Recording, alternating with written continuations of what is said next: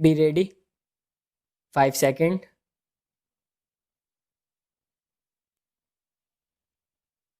Start.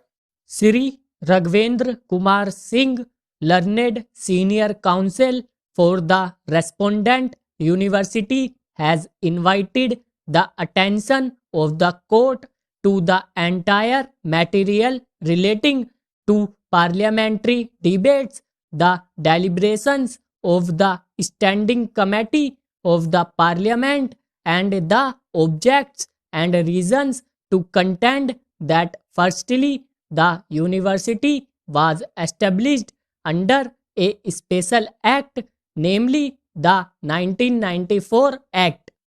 The said act clearly provided for special reservation for scheduled castes, scheduled tribes, and accordingly the first academic ordinance provide for 50% reservation to such classes. He therefore submits that this stood protected and could not be abrogated by the general provisions of the 2006 Act. His contention is that the 1964 Special Act continues to hold the field, and any exercise of framing of ordinances under the said Act that provides for 50% reservation could not have been taken away, for which the amendment in the 2012 Act came to be introduced. He submits that the respondent university, being a special university meant to uplift the cause of scheduled castes, scheduled tribes in particular, is fully justified in providing 50% reservation, which stands protected under Article 15, subsection 5 of the Constitution of India.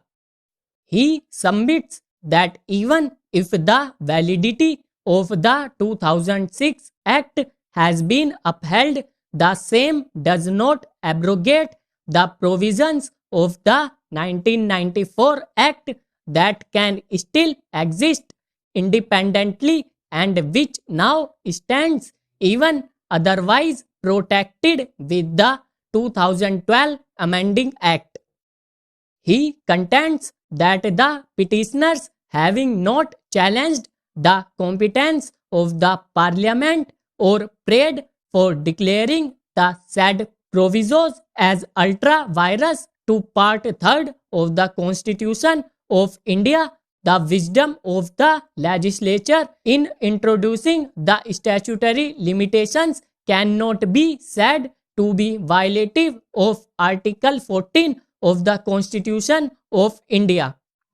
He submits that the provisos simply preserve and contain what was provided under the 1994 Parent Act of the University, and hence all the arguments advanced on behalf of the petitioner deserve to be rejected.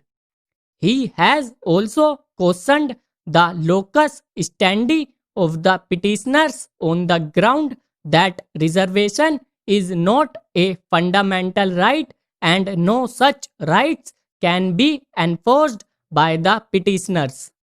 He then submits that the university ordinances were also laid before the parliament, and there is a presumption of the validity of the 50% reservation provided for in the ordinances. On the issue of interpretation, he submits that the provisos, if literally as they stand, carve out an exception which does not in any way violate either the main clause of section 3 being an exception to the same, and once having been included, the wisdom of the parliament or the reasonableness thereof cannot be questioned by the petitioners.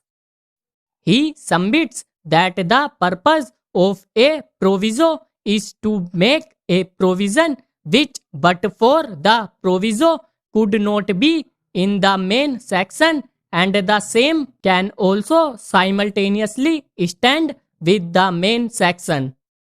There is a presumption against implied repeal. As such, the 2006 Act does not override the 1994 Act, which is a special act. Sri S.K. Kalia, learned senior counsel for the interveners, contends that the Amending Act of 2012 does not in any way affect the status of the respondent university or the reservation to the extent of 50% provided by it under the 1994 Act, which is a special act. He submits that this special act would exist and any action taken thereunder cannot be questioned on the ground of any provision being made later on through another act of parliament. There is neither any repeal nor a presumption of implied repeal. The first ordinances of the university have the status of law and have come to form part of the statute itself. The 1994 Act, being a special law, would override the general provisions of the 2006 Act as amended in 2012. The statement of objects and reasons as well as the legislative debates leave no room for doubt that the 2012 Amending Act clearly intends to preserve the status of the university and also the extent of reservation in favor of scheduled castes, scheduled tribes as was existing prior to the 2006 Act.